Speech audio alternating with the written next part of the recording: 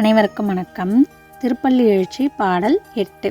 முந்திய முதல் நடு இறுதியும் ஆனாய், மூவரும் அருகிலர் யாவர் மற்றறிவார், பந்தனை விரலியும் நீயும் நின்னடியார், பழங்குடில் தோறும் எழுந்தருளிய பரனே, செந்தழல் புரை திருமேனியும் காட்டி, திருப்பெருந்துறை கோயிலும் காட்டி, அந்தணன் ஆவதும் காட்டி, வந்தாண்டாய் ஆரமுதே பள்ளி எழுந்தருளாயே.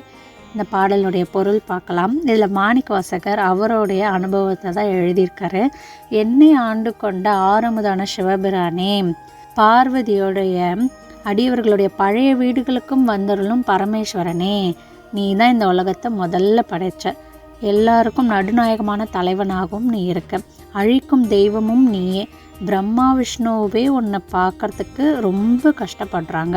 அப்படின்னும் போது மற்றவர்களால் உன்னை எப்படி அறிய முடியும்?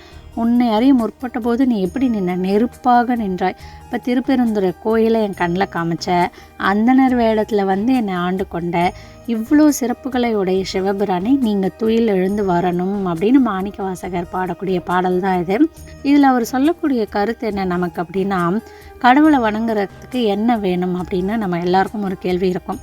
எதெல்லாம் பண்ணணும், ப்ராசஸ் பற்றி யோசிப்போம், என்னெல்லாம் பண்ணணும் அப்படின்லாம். ஆனால் இங்கே அவர் சிம்பிளாக சொல்லிட்டாரு, நல்ல உள்ளம் இருந்தால் போதும், அது மட்டுமே போதுமா.